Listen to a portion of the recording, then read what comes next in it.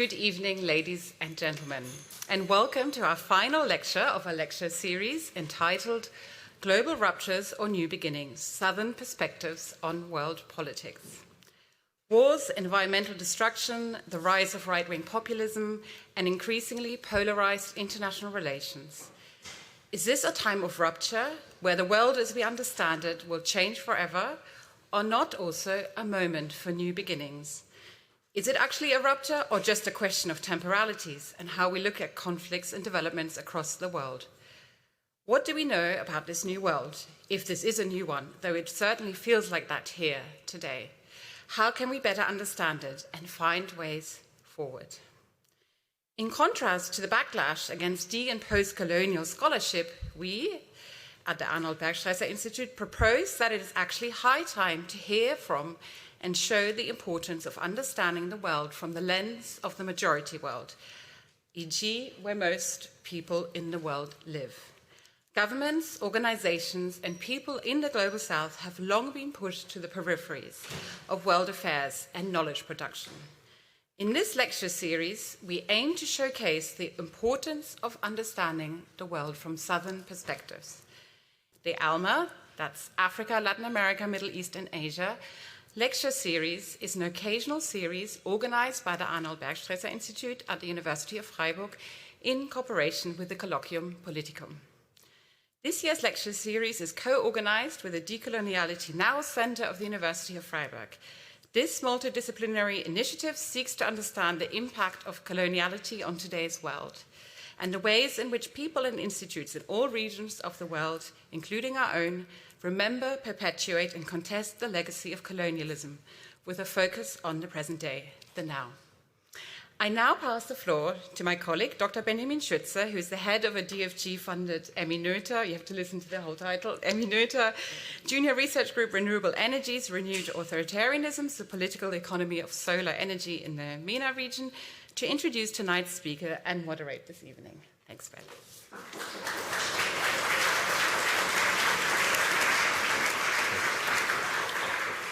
Thanks a lot, Franziska, and apologies for the long title of my research group. Most of all, thanks a lot, dear Som, for having accepted our invitation. I'm very happy to see so many of you here today. It's my great pleasure to introduce our speaker today. Somdeep Sen is an associate professor at Roskilde University in Denmark. His research focuses on questions of race, racism, colonialism, far-right politics, and indigenous rights in international relations. He is author of Decolonizing Palestine, Hamas Between the Anti-Colonial and the Post-Colonial, which was published with Cornell University Press in 2020. Professor Nicola Pratt from the University of Warwick and president of the British Society for Middle Eastern Studies praised Som's book as follows. Based on original ethnographic material, Decolonizing Palestine makes a path-breaking contribution to post-colonial studies, as well as to studies of Palestinian politics, arguing that the moment of anti-colonial liberation is not a rupture, but rather the anti-colonial and the post-colonial coexist in an ongoing struggle for recognition, justice, and sovereignty. The book has already been translated into Italian by Meltemi Editore, no idea if I pronounced that correctly, in 2023. And for those of you who speak Danish, there's also a Danish translation currently in the works. Som is co-editor of Detours, a decolonial guide to Palestine, which is forthcoming with Duke University Press, and also co-editor of Globalizing Collateral Language, From 9/11 to Endless War, which was published with University of Georgia Press in 2021, I think already.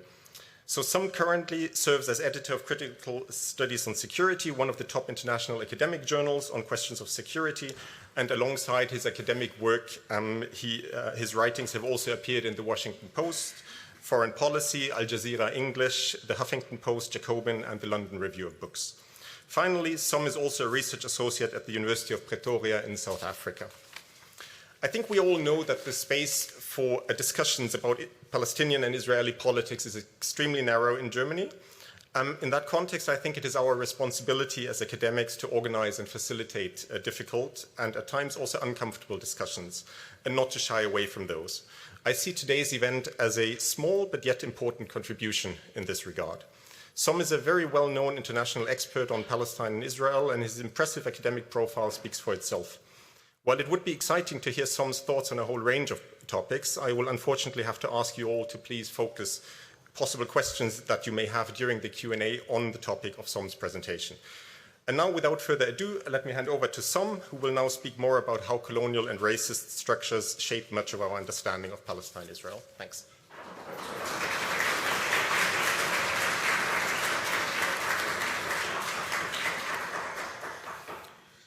Okay. Yeah, thank you. I was just telling Ben I can't back out now. Everyone's here. So, no, I mean, thank you, Franziska, Ben, for the very nice introduction. Also, Andreas and for ABI for organizing this lecture series. I have a small but important connection to German academia. I have my master's from Humboldt in Berlin and spent some time working at Stiftung Wissenschaft und Politik. Pretty good, right? So it's nice to return to German academia in this very grand building. I'm very grateful also for ABI's commitment to providing this platform for the discussion of histories and legacies of colonialism. Specifically with the lecture series, and I very much agree with the framing that these legacies are not just, or these histories are not just matters of the past, they continue to shape who we are, and more importantly, what we do, or maybe what we don't do in world politics. And that's where I want to focus my intervention today. Now, what I want to talk about today is, my starting point is that we've witnessed this, or we're witness to this massive level of suffering in Gaza, genocidal violence. Yet somehow it all seems, almost 3 years later, somehow permissible in world politics. Now here I'm not trying to undermine the work of activists, international courts, NGOs, Human Rights Watch, and Amnesty International. But nonetheless, it feels like there's a feeling, a lingering feeling that I've had, and maybe many of you have had, where somehow this massive level of human suffering, dehumanization, is permissible. And I ask why. Obviously, there's a lot of work that's being done that highlights what's happening within Palestine, and that's super important. But I'm sort of, as someone from the global south originally, being embedded in the north, in Copenhagen, as north as it gets, I've, grappled with this question. There's a graphic designer called Mazen Kerbaj, who's Lebanese but based out of Berlin, who published this book where this page is from, and the book is titled Gaza on My Phone, where he is, watching live stream this sort of massive level of suffering, and with each scene he sees, he sketches out, what he feels, right? And one of the pages is, Palestine is the world's moral compass. I don't know why I'm looking back. It's right here. Sorry. But, I've had these conversations as well, where I've talked to colleagues who, we've discussed the history of Palestinian dispossession, suffering, erasure. And at the end of this discussion, the answer has been, well, that doesn't really do much for me. Does anyone know who Van Jones is? So Van Jones, he used to be an advisor to the Obama administration. And he was recently on HBO, a few months ago, basically making the point that there is too much focus on Palestinian suffering, and our young people don't need to see that. And his exact quote was, if you're a young person, you're opening up your phone and all you see is dead Gaza baby, dead Gaza baby, dead Gaza baby, Diddy, as in P. Diddy, dead Gaza baby, dead Gaza baby. And this has been, I've over the last 3 years with my work, I've traveled as far as, Bogota in Colombia, to Pretoria in South Africa, to Beirut, where, as they say, people of color, as we people of color, we've discussed, we knew that our lives didn't matter as much. But we never realized that they would be so blatant about it. So thus I return to that question of why does all of this feel, this dehumanization, the genocide, seem permissible and tolerable? And this is where I say it is fundamentally related to questions of race and racism in international politics, and how, at a structural level, it conditions who we are and what we do or don't do. Now, when we talk about race, we often look at it as a domestic issue, right? But we've had a few incidences over the last few years where we've realized that race is an ordering principle in world politics. One of the good examples was the Black Lives Matter protests, right? These protests were happening in the US. They were very much related to racialized policing in the US, which is very much related to the long history of racism in the US, which is again related to the history of slavery in the US. Yet suddenly we saw, Black Lives Matter protests showing up, or similar protests being inspired in the UK. Again, similar but different histories of race and racism. Then BLM inspires protests in South Africa among Aboriginal communities about racialized policing there. Then those protests then travel to India, where people are protesting against caste-based discrimination. So there is this globality of the question of race and racialization. You, of course, see 18th century conceptions of race and racial hierarchies, where race is treated as this biological indicator. And it was biological, and in that way, it could be weaponized as something that was universal, that was unchanging, and served as a way of validating racial hierarchies. But race, as Stuart Hall would say, race is also language. It's a language of difference.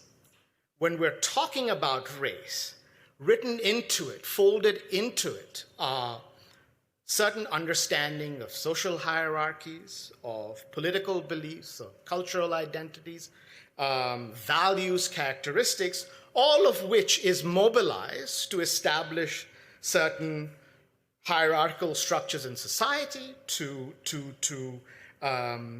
justify eugenics politics, to, at a broader scale, rationalize imperial conquest. So when we're talking about race, folded in are all these things. That also works on the flip side, right? These days, of course, it's not as acceptable to talk race, but we talk culture, right? We talk values. We use certain social indicators, right? We're not talking about race, but we are talking about race. So in that sense, race is a discourse of difference. So this language of race was central to imperial plunder, to warfare, for genocide, enslavement, this presumption of hierarchy ordered interstate relations. That's a picture of W.E.B. Du Bois, who wrote about the color line, which is, of course, initially talked about by Frederick Douglass.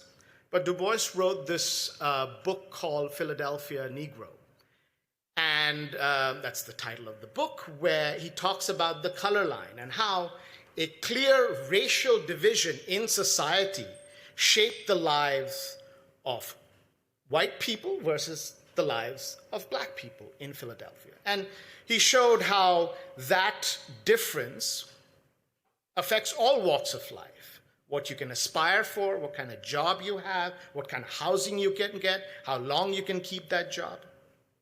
But in 1915, Du Bois sort of expanded his purview. And he wrote for The Atlantic, of all publications, this article called The African Root of War, where he talks about how the world has invested in the color line and in color prejudice.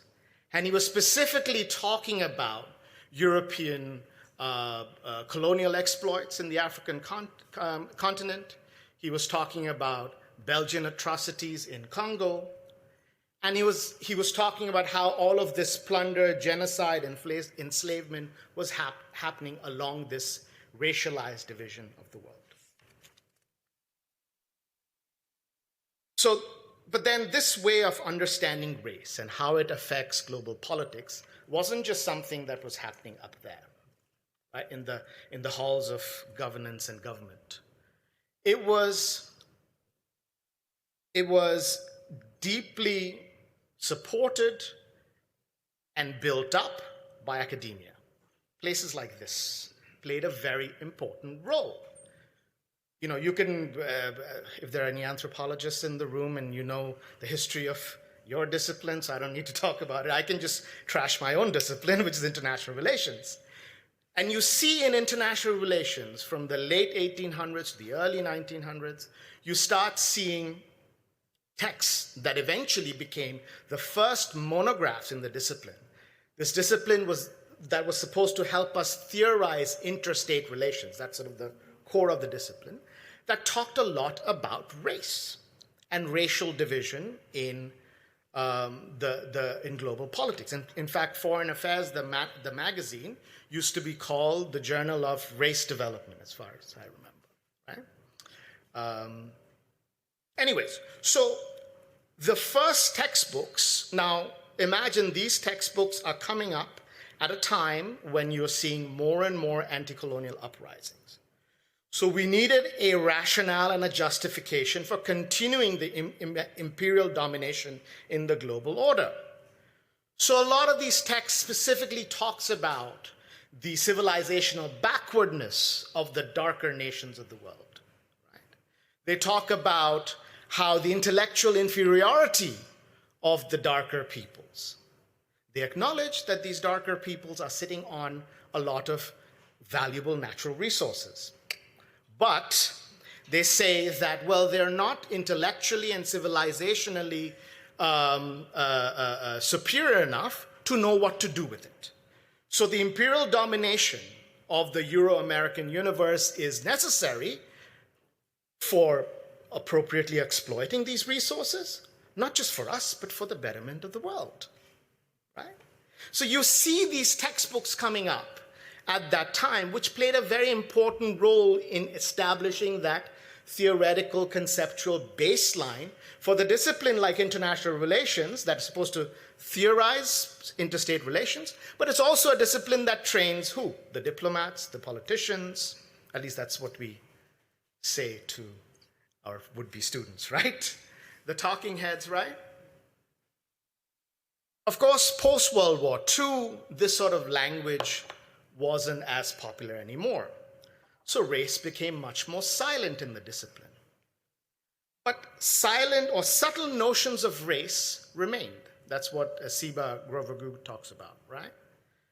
In ideas of progress, development, modernization, strong state, weak state, just also the notion of Europe, right? You know, anything good or anything bad, that's not the European way, right? I always enjoy the EU discussions over, you know, when Orban was in power. They often criticized Orban, but said that wasn't the European way. And you're like, history, you know? But it's important because what it does, this sort of subtle language of race, what it does is it establishes Europe or the white world as the site of cosmopolitanism, for cultural adaptability, for innovation, for competency, for ethical values. And then the non-West is the counterpoint to that, as a place of just dysfunction, disorder, and all of those things. And it is this binary worldview that we need to place Palestine, where Palestine, and more broadly the region of the Middle East, is constructed in our public discourse, in our political discourse, in our collective consciousness, as this place that exists as a counterpoint to who we are. You see this in sort of NATO. I wrote this article about NATO and the global color line, and how in this in the alliance, how the Middle East is treated. Right, the Middle East is constructed as this bastion of insecurity, radicalization. And I remember one of the reviewers for that article, the critique was, "What about Turkey?" So I was like, "Oh, that's actually a good point." So I went back into Turkey's sort of the documents that came out when Turkey's membership happened, and it said specifically that, you know, by entering NATO, Turkey was entering the realm of Europe and European values, right? You see this in EU discourse as well. As I mentioned, there's always the weapon. Gurminder Bhamra has really good work on it, where the starting point for all of us is those inherently good values, right? There's a EU advertisement, European Commission advertisement from 2013. You should Google it. EU racist ad. And it basically depicts Europe as a white woman who's under attack by an Indian or a Middle Eastern man, by a Chinese man and a Brazilian man. And they're sort of coming at her. And then she does some sort of jiu-jitsu move, and the stars of Europe engulf these three men, who then sit down and become docile, right? And the argument is EU stronger together, something like that. It's still up there. So that's our perception of the outside world. So that's where Palestine comes in. Now here we need to remember that Israel-Palestine was central to the construction of the war on terror discourse. In fact, long before 9/11, 1979, Benjamin Netanyahu and his father organized a terrorism conference in Jerusalem, where, of course, the Israeli political elite was there, but also came the American neocons, who would do their thing a few years later, right? And that conference was important because it systematized that binary Manichaean worldview that we're talking about, of us versus them. You know, Middle East and being this place with which we have this civilizational struggle. Obviously, Israel plays a central role in that struggle as a bastion of goodness. And the other, the uncivilized terrorist, you know, is that pathological evildoer. So Palestine was central to that binary discussions of good versus evil, democracy versus tyranny, freedom versus fundamentalism, bravery versus cowardice. If you look at the discourse of one of the books that Ben, you mentioned, Collateral Language, the book is about the language of the war on terror. And each chapter is about a word, and a word that was used and weaponized. And if you follow that war on terror discourse, all of these binaries really show up. Of course, this conference happened in 1979. Edward Said wrote Orientalism in 1978. So this binary worldview sort of made sense because culturally we were already there. The Middle East in popular culture, in folklore, has always been constructed as a place of exoticism, yet danger, right? The Middle Eastern man has been securitized, or the Middle Eastern looking man, let's put it that way. I've had some fun times at security, right? Airport security. So the Middle Eastern looking man has been securitized as either dangerous, radical, or a bumbling buffoon, right? Has anyone seen the the Mummy movies, the old ones, the Brendan Fraser ones. Those are much less woke, right? So that's fun to see because you see that construction of the Middle Eastern or Middle Eastern looking man. And Palestine is constantly has become a symbol of that, where Palestine as a place, but also Palestinian cultural artifacts, including the keffiyeh, becomes that symbol of that binary world.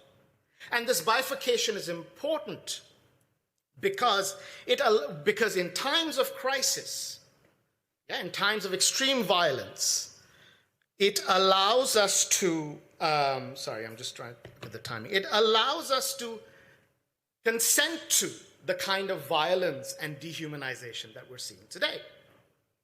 So through popular culture, through policy, through discourse, Palestine and Palestinians have been characterized as the pathological evildoers. They're racialized as the pathological evildoers who are beyond comprehension.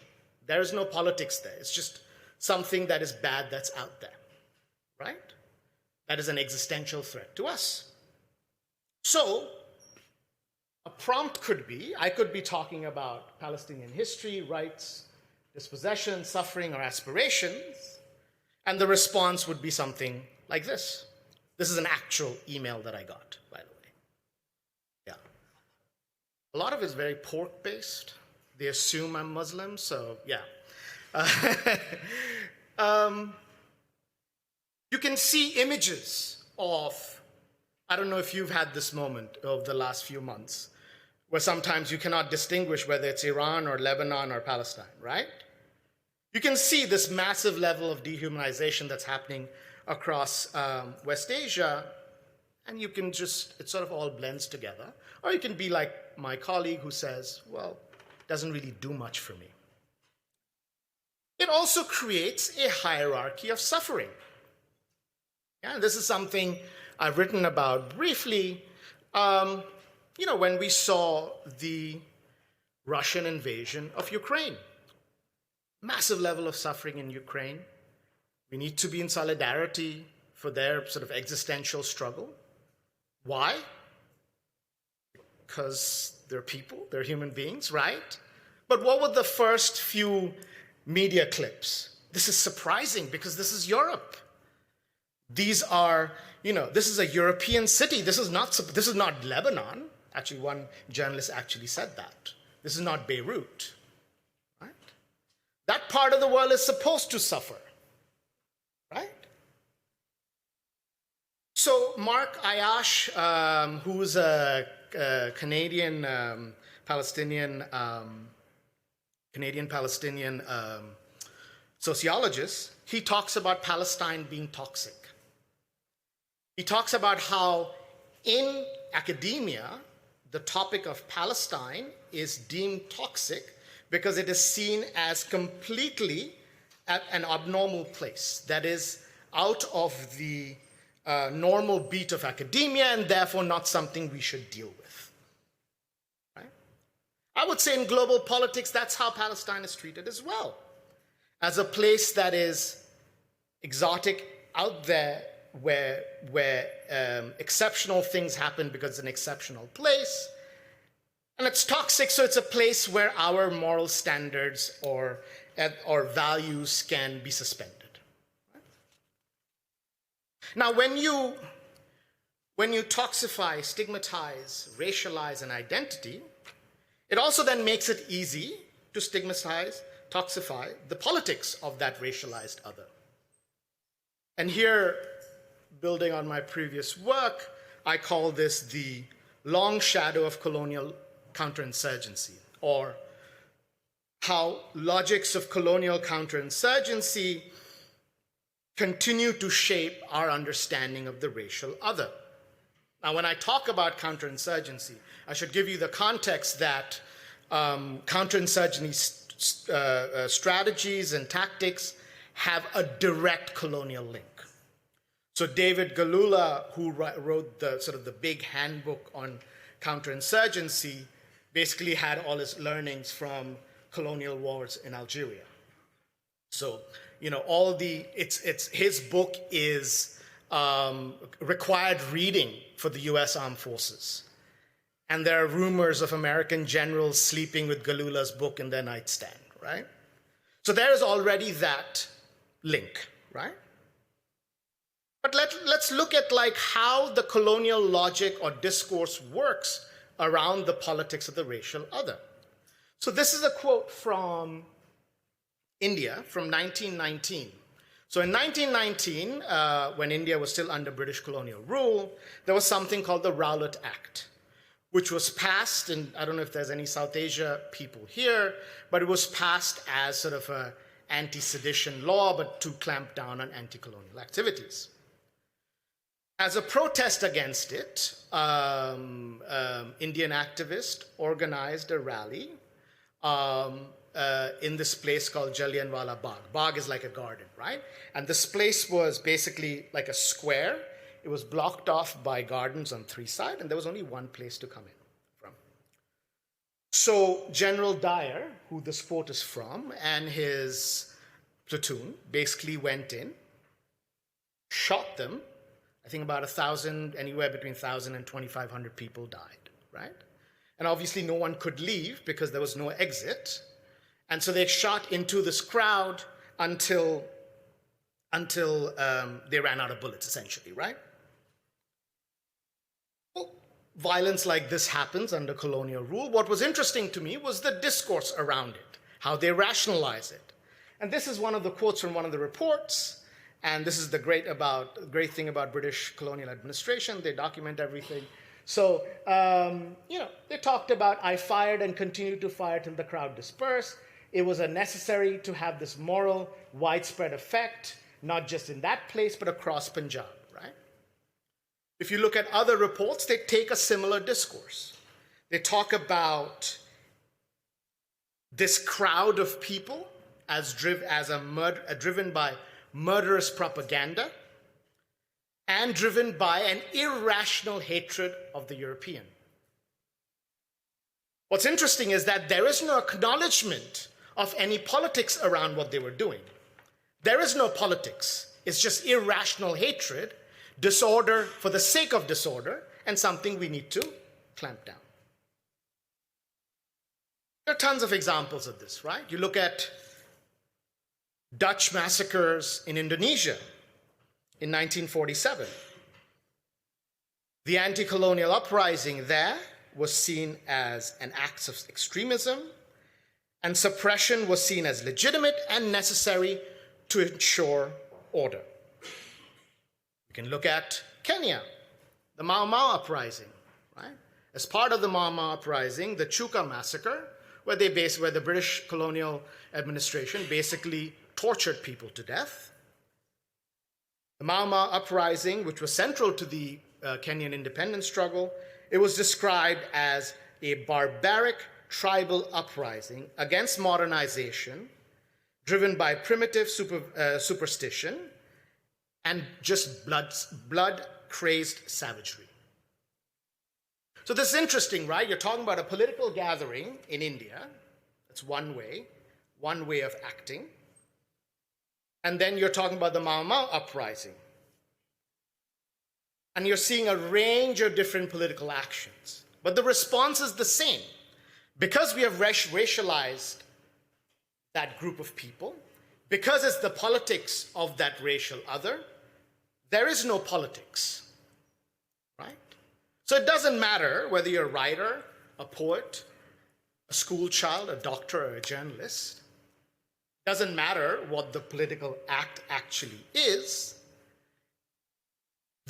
Any act is a problem because it is an expression of that racialized, stigmatized identity, and therefore it deserves swift and brutal suppression.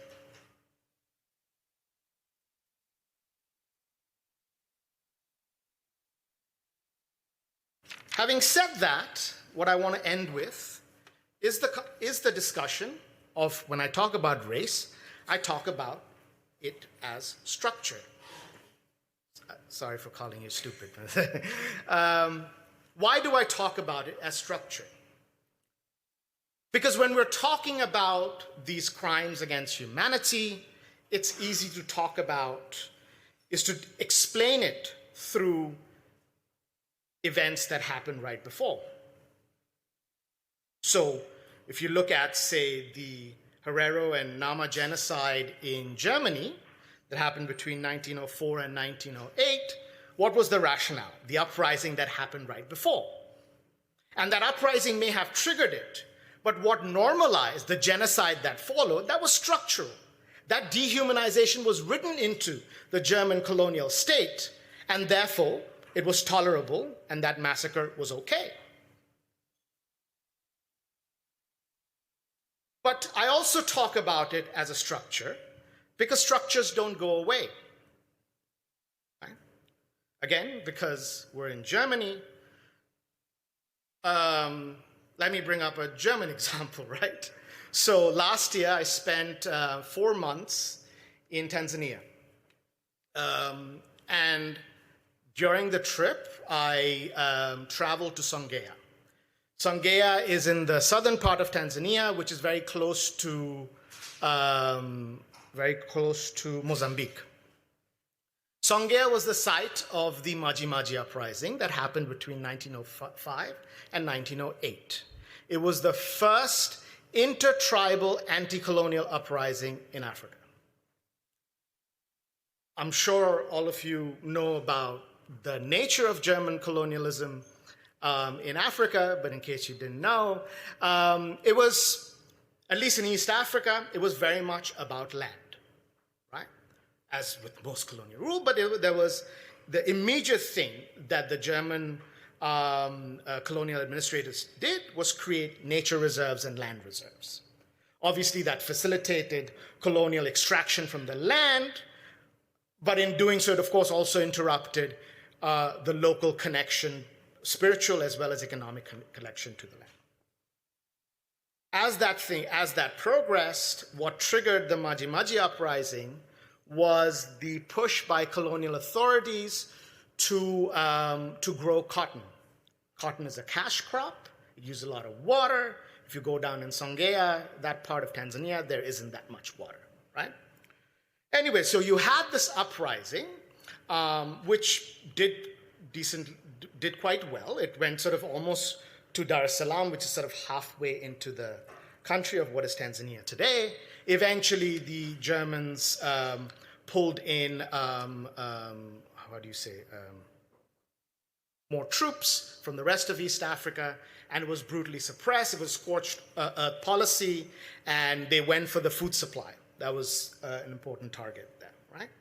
So I was in Songea looking at the museum dedicated to the Maji Maji uprising. The first floor is beautiful. It sort of talks about how the indigenous population uses the land. And the second floor then talks about what the colonial administration did. So as we're up there, my tour guide says, "Oh, Professor, we're lucky there are other foreigners here." So I look out. It's the German missionaries, and they had brought some tourists. Down there, it's just missionaries, coal, and corn. That's all that's there. So these German missionaries joined me, right, in our tour. And eventually we ended up at this site, which is the site where, dedicated to, all the Maji Maji fighters that were killed. So you can sort of see folks hanging there, right? And there was this moment where our guide said, 250,000 people were killed by the German authorities. Without losing a beat, one of the tourists said, "How many Germans were killed?" We were, of course, all flabbergasted, and I sort of pushed out 15, right? 15 actual Germans were killed, and then more Askari were killed. But that was interesting, right? That's an outcome of that long tail of that structure that I'm talking about.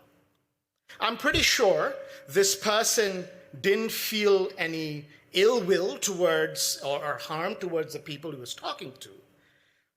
But the death of 250,000 dark-skinned people was so normalized that he just sort of went, okay, so how many Germans were killed? Like it was a fight, an equal battle or something. And this site is important because, okay, here we are talking about 250,000 Maji Maji who were killed. Back right before that, we had seen these graves of Maji Maji fighters. I don't know if you know about this, but some of their skulls were taken away. So if you look at the burial site, the ones where the skulls were taken away, there's a line that's through, that's sort of pulled through to show that their skulls are missing. And there is a movement to bring some of these body parts back, right? They've seen all of that, yet that was the immediate question. Of course, the German president apologized for it 2 years before that. He was there at that site. But if we don't address the structure, those hierarchies continue, right?